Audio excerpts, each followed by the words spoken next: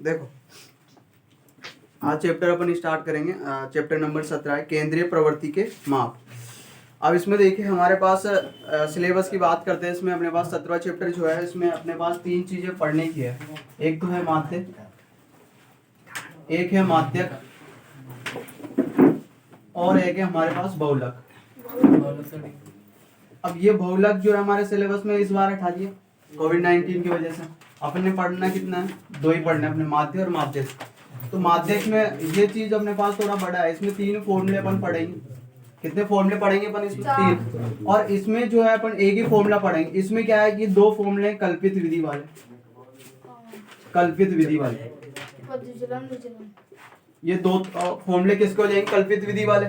और एक जो फॉर्मूला है साधारण, जो अपन ने 9th क्लास में भी देखा है ना, साधारण तरीके से जो भी अपने पास बारंबारता दे रखी है और x के जो भी मान दे रखे हैं, तो x और f को मल्टीप्लाई करके उनका योगफल करेंगे और जो f है उसका भी योगफल करके उसमें भाग दे देंगे, तो वो फॉर्मूला ये साधारण विधि वाला हो जाएगा। और 2 फॉर्मूले अपने पास कल्पित विधि, तो इसके अपन पढ़ेंगे। एक तो ui वाला होता है इसमें और एक di वाला होता है। 2 फॉर्मूले अपन इसमें पढ़ेंगे। और माध्यक में ओनली एक ही फॉर्मूला है अपने पास, ठीक है। और बहुलक में भी वैसे एक ही फॉर्मूला होता है, ठीक है। लेकिन ये अपने पास हट गया तो इसको तो अपन पढ़ेंगे नहीं, ठीक है। तो देखिए यहाँ पे केंद्रीय प्रवृत्ति जो माप है अपने पास, इसकी जरूरत क्यों पड़ी, कोई बताएगा? जो केंद्रीय प्रवृत्ति है बारंबारता है, तो देखिए आप लोगों ने 9th क्लास में पढ़ा होगा। इसमें आप लोगों के प्राथमिक और द्वितीयक डाटा है, प्राथमिक आंकड़े और द्वितीय आंकड़े। तो उसमें क्या होता है कि किसी भी चीज होती है, जैसे अपने पास जनगणना होती है या किसी वोटिंग होती है, तो उस चीज को पूरा जो प्रसार होता है उसको एक सार में मतलब छोटे से, जैसे अपने पास प्रस्तावना होती है, ठीक है, उसको छोटे रूप में लिखना ही अपने पास क्या होगा, केंद्रीय प्रवृत्ति के अंदर आता है। इसलिए इसकी जरूरत पड़ी अपने पास। भाई इतनी बड़ी चीज होती है, उसको लिखेंगे तो उसके लिए ज्यादा चीज चाहिए अपन को, ठीक है। या फिर इसकी वजह से उसको क्या कर सकते हैं अपन, छोटे रूप में लिख सकते हैं अपन उसको, ठीक है। तो देखिए अपने पास जो ये होता है, इसमें आपकी बुक में दे रखा है कि इसके प्रकार भी दे रखे हैं आपको, माध्य के प्रकार दे रखे हैं। माध्य को अपन ये भी बोल सकते हैं, जो माध्य है अपने पास है ये माध्य, और माध्य होता है हमारे पास, इसको अपन बोल सकते हैं औसत। और औसत होता है कि जो भी अपने पास संख्या होती है उन संख्याओं को बराबर में, किसी में बराबर में विभाजित करना, किसी को बराबर में बांटना। जैसे कोई चीज है अपने पास, जैसे कोई अपने पास किसी का बर्थडे होता है, अपन चॉकलेट लाए अपने क्लास में जितने विद्यार्थी है, तो इसको अकॉर्डिंग बांटेंगे कि प्रत्येक विद्यार्थी की कितने कितने चॉकलेट आनी चाहिए। तो किसी के देखो किसी विद्यार्थी को हमने 3 दी, किसी को 4 दी, किसी को 5 दी, किसी को 6 दी, ऐसे दे रहे हैं अपन। लेकिन अपन ने दिमाग लगाया कि इसके बजाय हम सबको फिक्स बराबर बराबर दे, तो सारे को जोड़ के फिर जितने स्टूडेंट है उनका भाग देंगे, तो जितनी है सबके बराबर बराबर आ जाएगी। तो ये काम किस में आएगा, माध्य में आएगा, ठीक है ना। तो देखिए गुणोत्तर अपने पास गणितीय माध्य 3 प्रकार का होता है। कितने प्रकार का होता है? 3 प्रकार का होता है। हम एक ही प्रकार का पढ़ेंगे, हमारे सिलेबस में एक ही प्रकार है, समांतर माध्य। दूसरा गुणोत्तर माध्य और हरात्मक माध्य होता है, वो 11th और 12th में आप लोग जब जाओगे तो आगे पढ़ोगे, ठीक है। तो समांतर माध्य अपन पढ़ते हैं। तो देखिए समांतर माध्य क्या क्या होता है, इसमें क्या क्या पढ़ना अपन को। समांतर माध्य, समांतर माध्य है, इसको अपन x बार से प्रदर्शित करेंगे। किससे प्रदर्शित करेंगे? x बार से प्रदर्शित करेंगे। अगर अपन को नॉर्मल एक ही लाइन में जो भी अपने पास आंकड़े दे रखे हैं, उन सभी आंकड़े को जोड़ के जितने कुल आंकड़े हैं उनका भाग देंगे, तो अपने पास समांतर माध्य आ जाएगा। अगर अपने पास समांतर माध्य बराबर, जैसे अपने को कोई मान दे रखा है, तो अपन लगेंगे, जैसे आंकड़े दे रखे अपन, तो कुल आंकड़ों का योगफल अपॉन कुल आंकड़े, कुल आंकड़े, ये फॉर्मूला आ जाएगा अपने पास। आंकड़ों का योगफल बटा कुल आंकड़े। औसत का भी यही होता है, औसत का भी तो ये होता है। औसत का फॉर्मूला क्या होता है कि दी गई कुल संख्याओं का योगफल बटा कुल संख्या। भाई दी गई कुल संख्या, दी गई कुल संख्या हो, संख्याओं का योगफल अपोन में होता है अपने पास कुल संख्या, कुल संख्या, ये फॉर्मूला आ जाएगा।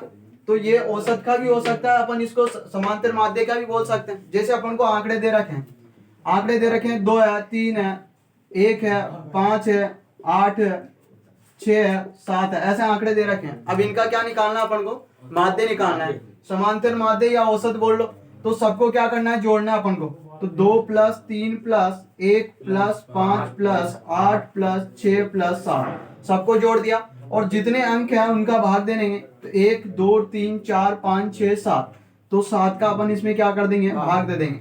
तो देखिए अपन ने क्या किया, दी गई कुल संख्याओं का क्या कर दिया हमने, योगफल कर दिया, और कुल संख्याएं हैं वो नीचे लिख दी। कुल संख्याएं 7 है, इसके अकॉर्डिंग देखिए तो आंकड़ों का योगफल करना है। तो आंकड़े यही दे रखे अपने पास, आंकड़े यही दे रखे हैं, तो आंकड़ों का क्या करेंगे अपन, योगफल। और कुल आंकड़े कितने अपने पास 7 है, तो अपन क्या कर देंगे, यहाँ पे 7 लिख देंगे। तो ऐसे अपन समांतर माध्य निकाल सकते हैं, ठीक है। तो ये तो नॉर्मल फॉर्मूला था अपने पास, ठीक है। तो उसकी वजह से अपन ऐसे निकाल सकते हैं इसको। अगर फिर थोड़ा बहुत और आगे बढ़ते हैं तो अपने पास बारंबारता सारणी आती है। क्या आती है, बारंबारता सारणी। तो देखिए बारंबारता सारणी आती है, तो उसको कैसे करते हैं और किस रूप में दे रखी होती है। तो देखिए जो बारंबारता सारणी अपने पास है, देखिए बारंबारता सारणी अपने पास देखिए ये, जैसे आपको मिलेगा ऊपर x मिलेगा, नीचे क्या मिलेगा, f मिलेगा, ठीक है। तो ये अपने पास जैसे ये x1 हो गया, यहाँ पे ये x2 हो गया, ये x3 हो गया, और ये x4 हो गया, और इसको क्या बोलेंगे, x5 हो गया। और ऐसे ये कहां तक है अपने पास, n तक मान सकते हैं। कहां तक मान सकते हैं अपन, n तक मान सकते हैं। इसका मतलब ये कि कुछ आंकड़े दे रखे हैं, नंबर दे रखे हैं, जैसे 2 3 4 5 6 7, कहां तक है, n तक है। नंबर कितने भी मान सकते हैं अपन। जो f दे रखा है वो अपन f1 मान सकते हैं, f2 मान सकते हैं, f3, f4 हो गया, f5 हो गया, और ये fn हो गया। इसको अपन यहाँ पे i से भी डिनोट कर सकते हैं। i का मतलब है कि i का मान कहां तक है, n तक है। जो टांग में मैंने i लिखा है, इसका मतलब क्या है कि 1 2 3 4 5 6, और कहां तक चल रहा है, ये n तक चल रहा है। ऐसे fi लिखा है, तो इसका मान भी कहां तक चल रहा है अपने पास, n तक चल रहा है। तो ऐसी अगर बारंबारता आती है तो उसको कैसे अपन सोल्व करेंगे, तो देखो आप लोग देखिए, इस बारंबारता सारणी को आपको ऐसा नहीं लिखना। पहले कैसे लिखना है, जैसे आपके एग्जाम में तो ऐसे आएगी, आपको लिखना है उसको ऊर्ध्वाधर।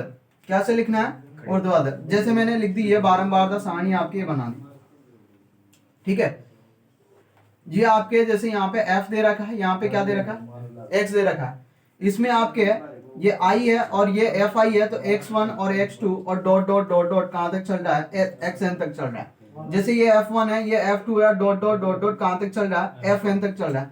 तो आपको क्या करना है, इसमें आपको करना है पहले fi इंटू xi करना है। क्या करना है, fi इंटू xi। मतलब यहाँ पे जो भी मान है उनको गुणा करके यहाँ लिखना है, जो भी मान है उनको गुणा करके यहाँ पे लिखना है, और यहाँ वाले मान को गुणा करके यहाँ पे लिखना है। जैसे इन दोनों को गुणा करोगे तो f1 और x1 हो जाएगा, फिर होगा f2 x2, और डॉट डॉट डॉट डॉट कहां तक चलेगा, fn xn तक चलेगा अपने पास, हो गया। अब इसके बाद देखिए अपने पास जो फॉर्मूला होता है वो देखिए, x बार बराबर, फॉर्मूले में अपन को क्या क्या जरूरत पड़ती है। देखिए मैंने लिखा है यहाँ पे सिग्मा fi और xi अपॉन मैंने लिख दिया सिग्मा fi। देखिए तो मतलब सिग्मा का मतलब होता है हमारे पास जो ये सिग्मा दे रखा है, इसको समीशन भी बोलते हैं, और इसका मतलब होता है योगफल। क्या होता है, योगफल। मतलब किसी भी संख्याओं का योग करके अपन डायरेक्ट शॉर्ट में ऐसा लिख सकते हैं। या तो आप लोग लिखना पड़ेगा जैसे x1 plus x2 plus x3 plus x4, जैसे डॉट डॉट अब ये चल रहा है ना n टाइम है ना अपने पास।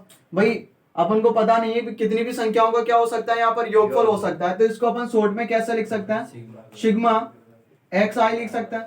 भाई यहाँ पे i का मान कहां से कहां तक है, x से लेके कहां तक है, n तक है। तो अपन शॉर्ट में लिख दिया ना, एक तो बड़ा लिख रहा था पहले और अपन ने क्या कर दिया, इसको शॉर्ट में लिख दिया।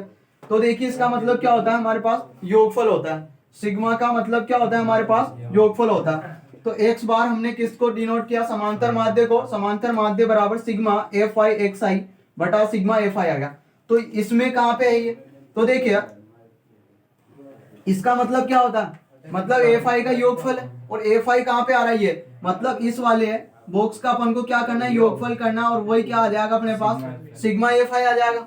इसके बाद में यहाँ पे क्या लिखा हुआ है, सिग्मा fi और xi। तो सिग्मा fi और xi इसमें है, तो इनका योगफल करेंगे तो हमारे पास यहाँ पे क्या आ जाएगा, सिग्मा fi और क्या आ जाएगा, x आ जाएगा। ठीक है, इस प्रकार हमें ये करना है। तो ये हमारे पास साधारण तरीके से हम इसको कर सकते हैं, जो साधारण फॉर्मूला लिखा था ना मैंने, उस तरीके से अपन कर सकते हैं। एक बार आप इसको नोट करो, फिर मैं अगला क्वेश्चन कुछ लेके आप लोगों को बताता हूँ, ठीक है ना।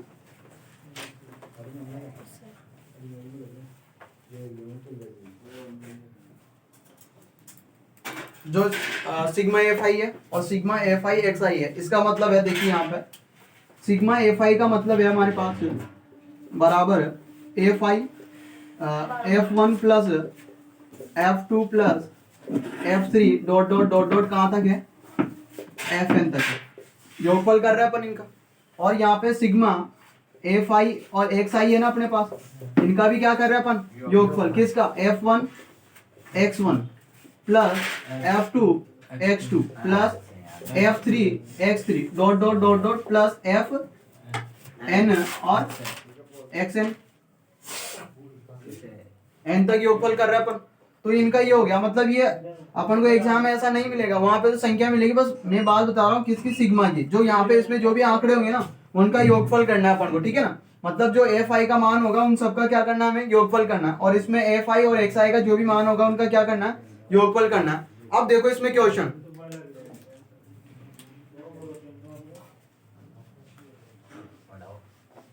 ये तो कुछ बेसिक जानकारी।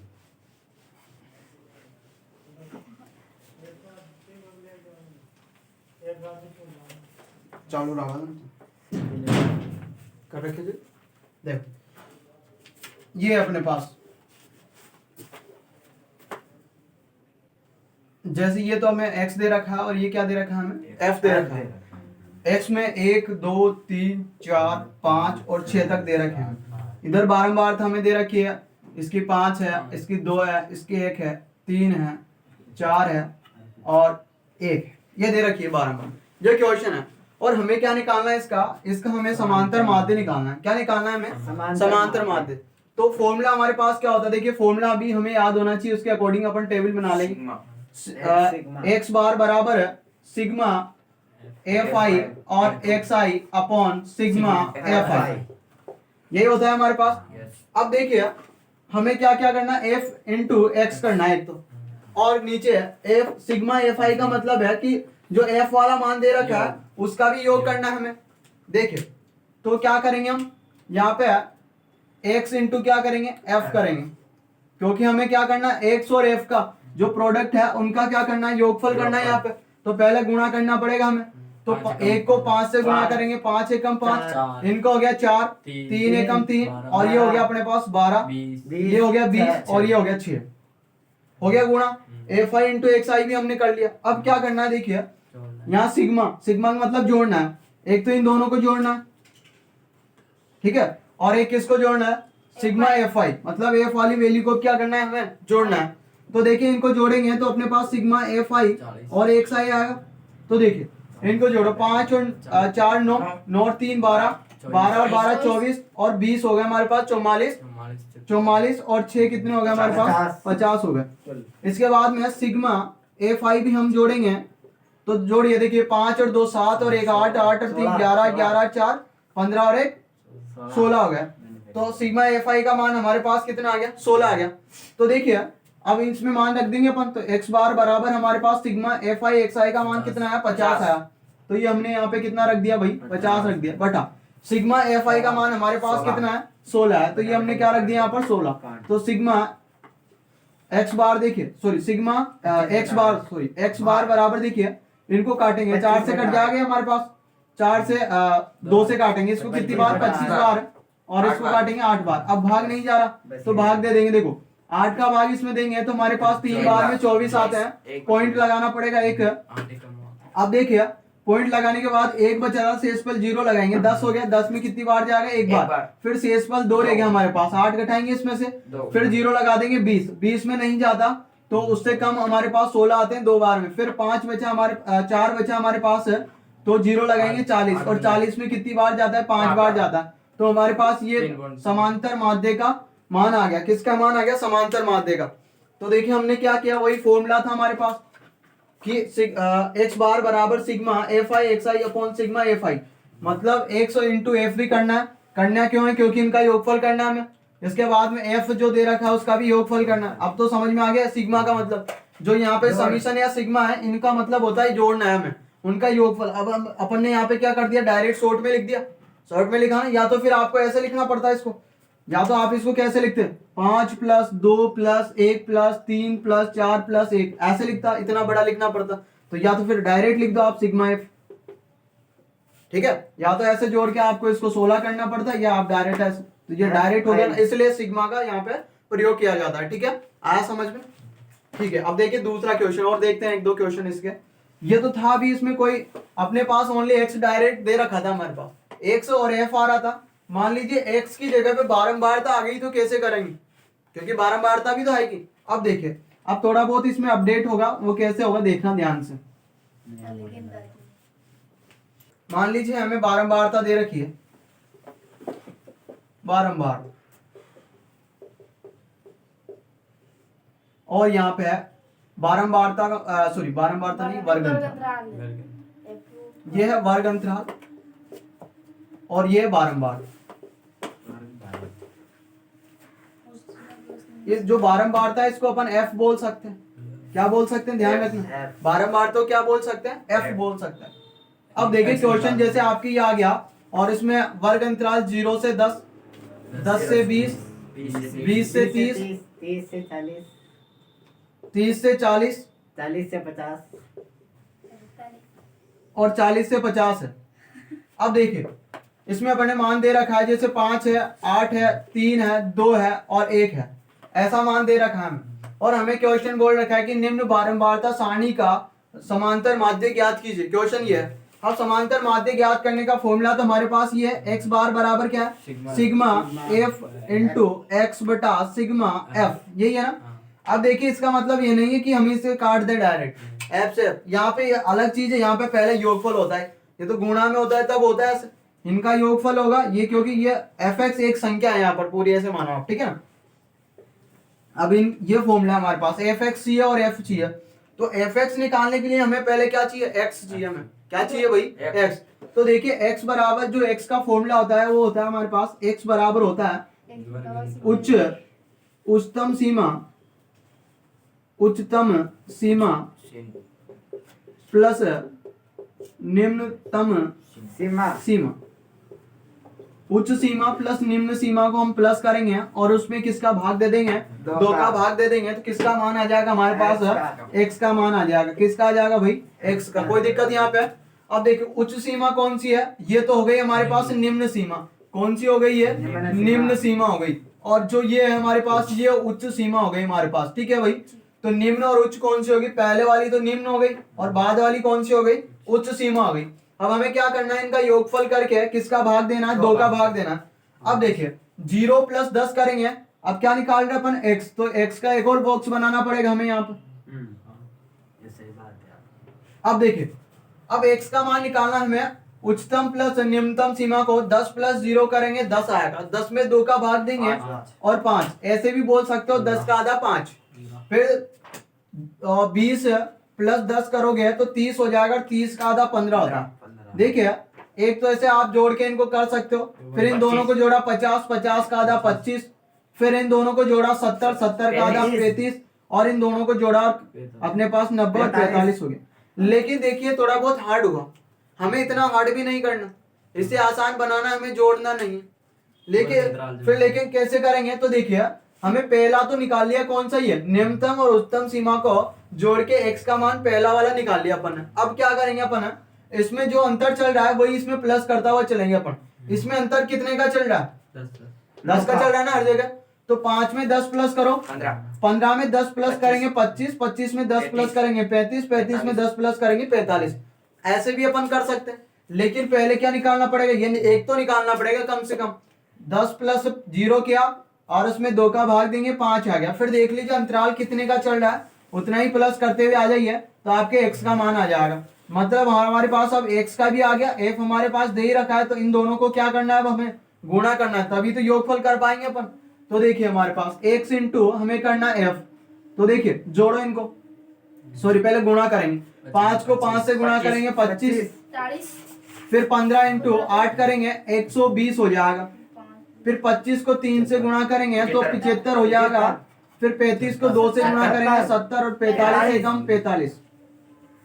ठीक है, अब देखिए हमें क्या करना है, इनको जोड़ना है।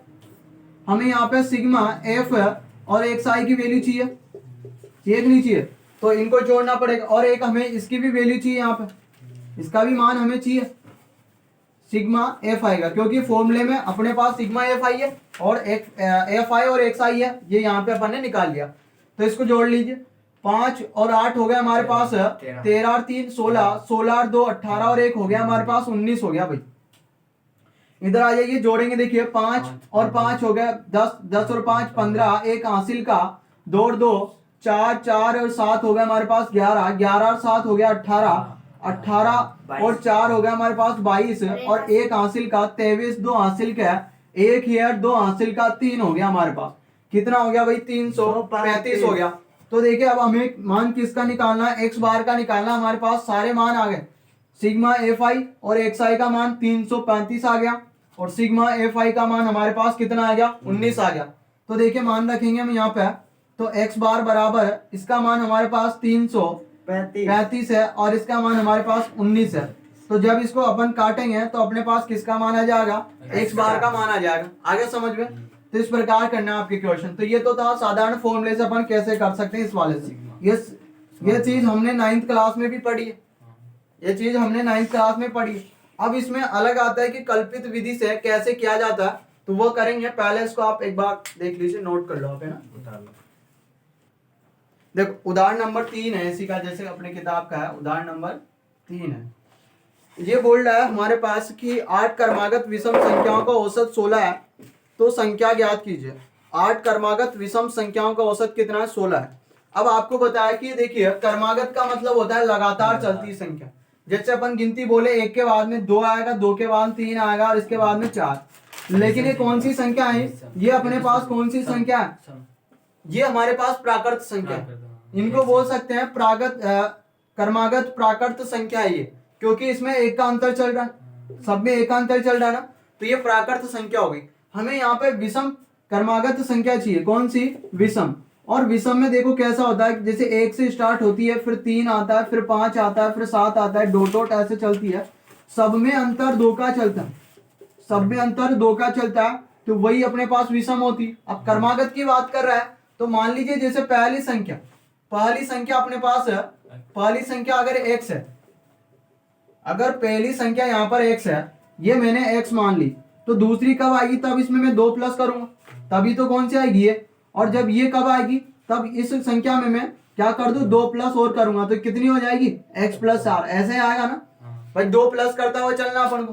तो पहली संख्या x है, तो हमारे पास दूसरी संख्या ऐसे क्रमागत चलेगी x, फिर दूसरी संख्या x प्लस 2, फिर तीसरी संख्या x प्लस 4, फिर x प्लस 5, फिर कितना होगा x प्लस 6, फिर x प्लस 5 कीजिए, यहाँ पे 6 होगा, x प्लस 6 और ये x प्लस 8, x प्लस 10 और x प्लस 12, x प्लस हो गया 12। 8 करनी है अपन को, 1 2 3 4 5 6 7 और एक और हो जाएगी हमारे पास x प्लस 14। ये हमारे पास 8 विषम क्रमागत संख्या है और इनका औसत हमारे पास कितना दे रखा है, वही 16 दे रखा है।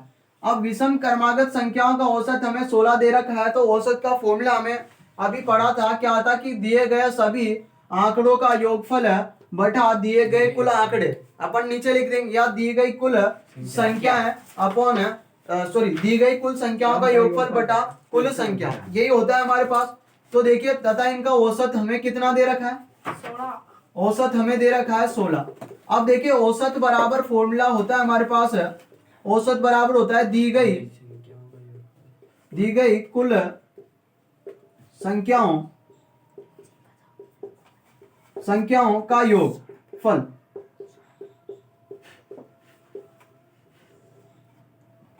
अपॉन में देखिए दी गई कुल संख्या।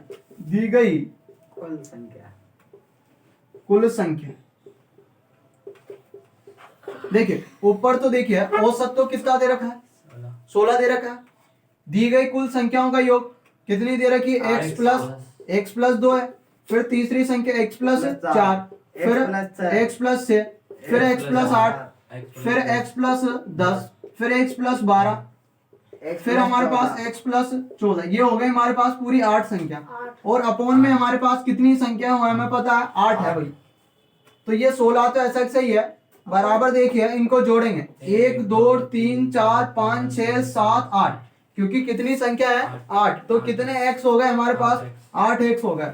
फिर इनको जोड़ते हैं 2 और 4, देखो 2 एकम 2, 2 दूनी 4, 2 तिया 6, 2 चौक 8, ये तो पहाड़ा हो रहा है। तो इनको जोड़ो, देखो 2 और 4 हो गए हमारे पास 6 6 12, 12 और 8 20, फिर 30 हो गया, फिर कितने हो गए 42 हो गया, और फिर कितने हो गए 56 हो गए। कितने हो गए भाई 56 हो गए। 56 बटा कितना है 8 है। इसको और थोड़ा बहुत आसान बनाने के लिए हम ऐसे कर सकते हैं कि ऊपर 8 कोमा हो रहा है, कोमा आ रहा है ना 8, अरे 8 कॉमन आ रहा है कि नहीं आ रहा, तो देखिए यहाँ पर x बार जाएगा भाग, और इसमें कितनी बार जाएगा 56 में 7 बार, नीचे कितना है 8 से 8 कट गया, तो 16 बराबर हमारे पास x प्लस 7 आ गया। तो x बराबर हमारे पास 16 माइनस 7, मतलब x बराबर कितना आ गया, माइनस करेंगे तो 9 आ गया। मतलब पहली जो क्रमागत संख्या थी वो कितनी हो गई हमारे पास 9। अगर पहली संख्या 9 है, विषम है आई ना, अगर पहली विषम है तो दूसरी हमारे पास कितनी होगी 11, फिर 2 प्लस करेंगे तो 13, फिर प्लस करेंगे 15 17 19 21, तो 1 2 3 4 5 6 7 और एक और हो जाएगी 23। तो इस प्रकार हमारे इनका मान आ सकता है। अब देखिए लास्ट वाली संख्या हम यहाँ पे मान रख के चेक कर सकते हैं। क्या x का मान 9 आया ना हमारे पास, x का मान 9 आया और प्लस इसका मान 14 है अपने पास, और इनको प्लस करेंगे तो क्या 23 हो रहा है क्या, और लास्ट संख्या हमारे पास 23 आ रही थी। ऐसे अपन चेक कर सकते हैं। तो इस प्रकार के क्वेश्चन आपको ऐसे करने कर सकते हो ना। देखो अब देखो अगला क्वेश्चन, तो इनको तो कर लेना आप उदाहरण। अब देखिए इसी में अपने पास जो देखिए अब 7वां क्वेश्चन अपने पास 7वां क्वेश्चन है कि एक कक्षा में एक कक्षा के वर्ग एक के कितने छात्र है, 25 छात्रों का औसत भार 51 है, जबकि वर्ग बी के 35 छात्रों का औसत भार 54 किलोग्राम है। तो इस कक्षा के कुल 60 छात्रों के औसत भार की गणना कीजिए, ये हमें निकालना है। अब देखिए जब भी औसत निकालते हैं तो जितनी भी संख्याएं दे रखी है उन सबका क्या होता है अपने पास योगफल होना चाहिए। क्या होना चाहिए, योगफल। तो देखिए जो वर्ग ए है उसमें 25 छात्र का औसत भार 51 है, मतलब प्रत्येक स्टूडेंट का प्रत्येक छात्र का कितना वजन है 51 किलोग्राम है प्रत्येक का, क्योंकि औसत का मतलब ये जो 25 छात्र है उनमें से प्रत्येक का 51 किलोग्राम है वजन है, और बी वर्ग के प्रत्येक छात्र का 54 किलोग्राम है, और इसमें 35 छात्र है, तो 60 कुल छात्र हो गए, 25 और 35 कुल हो गए, तो इन सबका योगफल चाहिए हमें। तो देखिए हम क्या करेंगे यहाँ पे, हमारे पास वर्ग ए की बात करते हैं पहले, वर्ग ए की। इस वर्ग ए में कितने छात्र हैं हमारे पास 25 छात्रों का औसत भार हमारे पास दे रखा है 51 किलोग्राम। तो देखिए इसका मतलब देखिए 25 छात्रों का अगर अपन निकालें, 25 छात्रों का कुल भार, अगर कुल भार निकालना चाहें हम तो 51 को किससे गुणा कर देंगे, 25 से। कर सकते हैं कैसे, देखिए कैसे कर सकते हैं। अपने पास मान लीजिए इनका योगफल x है, ठीक है, कुल छात्र हमारे पास 25 है। जब कुल भार में कुल संख्याओं का भाग देते हैं तो क्या आ जाता है हमारे पास, औसत आ जाता है। और औसत कितना दे रखा है 51 दे रखा है। वजर गुणा करेंगे तो x को इससे गुणा कर देंगे, और 51 इंटू कितना हो जाएगा 25, और ये x क्या है कुल भार है, कुल कितने स्टूडेंट का 25 स्टूडेंट का क्या है कुल भार है, और यही मैंने यहाँ पे लिखा है। आ गया समझ में। देखिए हमने क्या माना कि हमारे पास x किलोग्राम है, टोटल है 25 छात्रों का वजन, तो इतना है, तो टोटल अपने पास 25 छात्र है और 25 से भाग देते हैं तो औसत आ जाता है, औसत 51 दे रखा है, और वजन गुणा करेंगे तो ये अपने पास बनेगा, ये बनेगा। अब देखिए तो इनको गुणा करेंगे अपन है, तो देखिए 25 को 51 से गुणा करना है तो कितने आ जाएंगे हमारे पास है, ये आ गया हमारे पास देखिए 25 एकम 25 है, और 2 हासिल के 25 को 5 से गुणा करेंगे 125, और 125 में 2 प्लस करेंगे तो 127 हो गया। तो ये कितने किलोग्राम के हो गई है? 25 छात्र हमारे पास 1275। कितना हो गया? 1275। अब वर्ग बी की बात करते हैं। किसकी बात करते हैं? वर्ग बी की बात करते हैं। वर्ग बी में 35 छात्रों का 35 छात्रों का औसत भार कितना दे रखा है? औसत भार दे रखा है 54 किलोग्राम दे रखा है। तो हम 35 छात्रों का कुल भार निकाल सकते हैं ऐसे। जैसे वो निकाला कुल भार है तो 54 गुणा हमें क्या करना है? 35 करना है। क्योंकि हमें अभी पता है, मैं ऐसे बोल सकता हूँ कि 35 छात्रों का योगफल x है, तो कुल छात्र अपने पास 35 है और इनका औसत कितना आया? 54 आया। तो वज्र गुणा करेंगे तो ये बनेगा हमारे पास। अब देखिए इनको गुणा करना है तो कितना आ जाएगा? गुणा करिए। 35 को 4 से गुणा करेंगे तो 140, उसका 0 और 14 हासिल के लग गए। ठीक है, फिर प्लस करिए और फिर प्लस करेंगे तो 175 हो जाएगा। कितना हो जाएगा? 175। और उसमें कितना प्लस करना है? 14 प्लस करना है तो कितना हो जाएगा? 9, 8 और 1, 189 हो गया। कितना हो गया? 189, मतलब 1890 हमारे पास है इनका कुल वेट आ गया, कुल वजन आ गया। अब हमारे पास देखिए कुल छात्र कितने हैं? कुल छात्र 25 प्लस 60 छात्र कितने हैं? 60 है। और इनका कुल छात्रों का कुल भार, कुल भार कितना हो जाएगा? तो देखिए वर्ग ए के छात्रों का भार कितना है? 1275। 25 छात्रों का तो वजन कितना है भाई? 1200। और 35 छात्रों का वजन कितना है? 1890। तो प्लस कर लो, कितना आ गया? देखो 5 और 0 5 आ जाएगा। 7 और 9 हो गए हमारे पास 16, एक हासिल के 2 और 8 10 और एक हासिल का 11, और ये हो गया हमारे पास 3 किलोग्राम हो गए। मतलब 60 छात्रों का हमारे पास कुल भार इतना हो गया। तो हमें क्या निकालना अब? 60 छात्रों का 60 छात्रों का औसत भार निकालना। औसत भार निकालना है तो देखिए औसत भार तब भी निकालते हैं तो जितने भी छात्र दे रखे हैं उनका सबका योगफल तो ऊपर आता है। तो कितना है योगफल? यही है क्या? 3165 है हमारे पास कुल योगफल। बटा में देखिए कितने छात्र है? 60 छात्र है। अब भाग देंगे तो हमारे पास औसत भार आ जाएगा। भाग दीजिए। देखिए किससे दे हैं? पहले 5 से काट लेते हैं। देखिए 5 से काटेंगे तो कितनी बार कट जाएगा? एक बार 3 से कट रहा है। 5 से काटो, देखो 5 से 12 बार कट गया। इसको काटेंगे 31 में 6 बार, एक बच गया 16 में 3 बार, एक बच गया फिर 3 बार, फिर 3 से कट रहा है तो ये 4 बार कट गया। और ये कितनी बार कटेगा? 2 बार, 1 बार, 1 बार। तो हमारे पास कितना आ गया? 211 बटा 4 आ गया। भाग देंगे तो देखिए 5 आते हैं 20 आते हैं ना 5 बार में, एक रह गया 10 सॉरी 11 में 2 बार जाएगा 8 आते हैं पॉइंट, 3 रह गया तो 30, फिर 28 30 हो गया। 30 में 28 आते हैं हमारे पास 7 बार में, कितने रह गए? 2, और 20 हो गया वो कितनी बार? 5 बार। तो कुल औसत भार कितना आ गया? 52.75 किलोग्राम हो गया। अब देखिए पहले जो 25 छात्रों का वजन 51 ही था, मतलब यहाँ ओनली 25 छात्रों का वजन 51 नहीं है, प्रत्येक 25 ऐसे छात्र है जिनका प्रत्येक का 51 किलोग्राम है।